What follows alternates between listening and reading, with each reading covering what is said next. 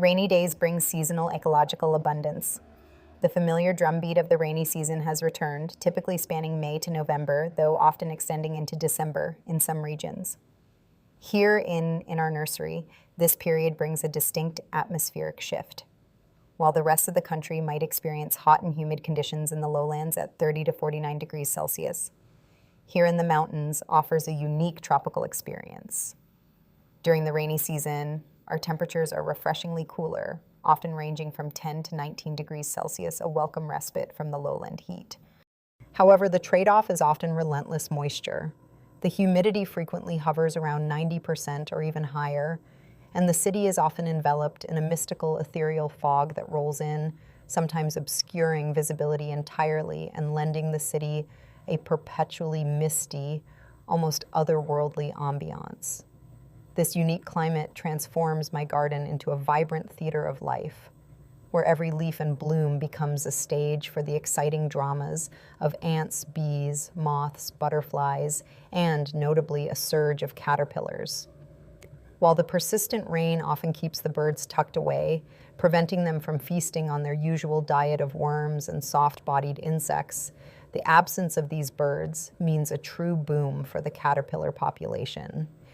This seasonal abundance of caterpillars, particularly on plants including Hoyas, offers a fascinating glimpse into the delicate biological phenomena playing out right in our backyard. A feast for the hungry, the phenomenon of herbivory.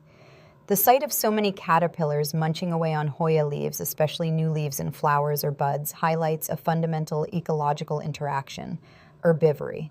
This is simply the act of an organism consuming plant material. Caterpillars, the larval stage of moths and butterflies, are voracious herbivores. Their entire existence at this stage is dedicated to eating and growing, transforming plant tissue into energy and biomass. They're drawn to Hoyas not by chance, but by the plant's inherent palatability and nutritional value. Leaves and blooms provide the essential carbohydrates, proteins, and other nutrients these growing larvae desperately need. Some caterpillars are even host-specific, meaning they've evolved to feed exclusively on certain plant families, like the Apocynaceae family to which Hoyas belong. This specialization allows them to overcome any natural defenses the plant might possess, turning a Hoya plant or seedling into a gourmet buffet. From a gardener's perspective, this abundance of chewing can be frustrating. Whole riddled leaves and nibbled blooms detract from the Hoya's aesthetic appeal, and a severe infestation can defoliate the plant, stunting its growth and diminishing its overall health. The sticky honeydew excreted by sap-sucking insects, often farmed by ants, can also become a problem, encouraging sooty mold.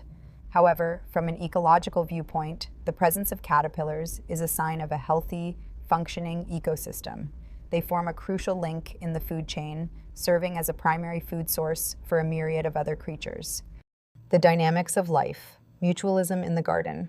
Beyond the mere consumption, my rainy season garden also showcases profound examples of mutualism where different species interact to their mutual benefit.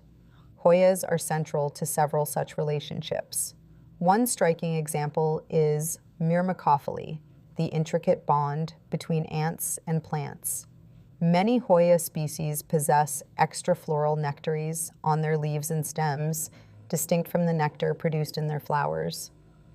These glands offer a sugary reward to ants.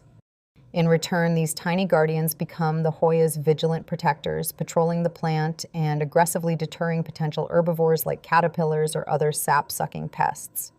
Some specialized ant Hoyas even develop hollow structures or modified leaves called domatia, like Hoya darwini, providing ready-made homes for ant colonies. Here, the mutualism deepens. The Hoya offers shelter, and the ants, by bringing in debris and their own waste, contribute to the plant's nutrient uptake, a significant advantage for epiphytic Hoyas that grow on trees. Then there's zoophily, or animal pollination. Despite the rain, adult moths and butterflies will emerge during breaks in the weather or at night to visit Hoya blooms. These plants, with their often fragrant, nectar-rich flowers and complex structures, are perfectly adapted to attract these winged visitors. Moths, in particular, with their long proboscises, are good pollinators for many Hoya species, carefully extracting nectar while simultaneously picking up and transferring pollen packets, pollinia. The adults that emerge from caterpillars will, in turn, contribute to this vital process, ensuring the reproduction of my Hoyas and other flowering plants. Other interconnected lives, commensalism and beyond the Hoya's life within our garden also exemplifies commensalism. As an epiphyte, Hoya grows on other plants for support, not for nutrients. It uses its host as a stable platform, gaining access to better light and air circulation, while typically causing no harm to the supporting plant. This relationship is largely neutral for the host, but super beneficial for the Hoya, showcasing another way organisms can coexist without direct conflict. Here, the mutualism deepens. The Hoya offers shelter, and the ants, by bringing in debris and their own waste, contribute to the plant's nutrient uptake, a significant advantage for epiphytic Hoyas that grow on trees. Beyond these more overt interactions, other phenomena like endophytism likely occur unseen within my Hoyas. Endophytic fungi and bacteria live harmlessly within plant tissues, often forming mutualistic relationships that can enhance nutrient absorption or boost the plant's resistance to stress and disease. The continuous battle for resources or competition also plays out, with Hoyas vying for light, water, and nutrients against other plants in the dense garden environment. In summary, the rainy season transforms our garden into a living lab. The apparent problem of abundant caterpillars on our Hoyas, while a challenge for a gardener, serves as a vivid illustration of herbivory, a fundamental ecological process.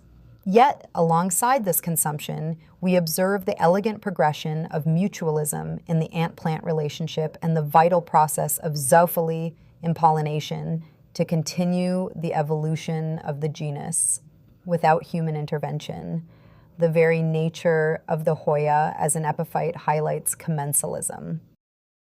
Each interaction, whether beneficial or detrimental to the plant, contributes to the intricate web of life that makes up my garden.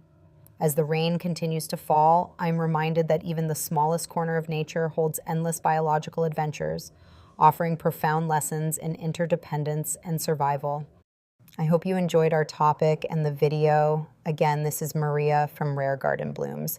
If you'd like to watch more garden adventures and explore the biological phenomena of Hoya plants, be sure to follow, like, and subscribe to our YouTube, Instagram, TikTok, and Facebook channels.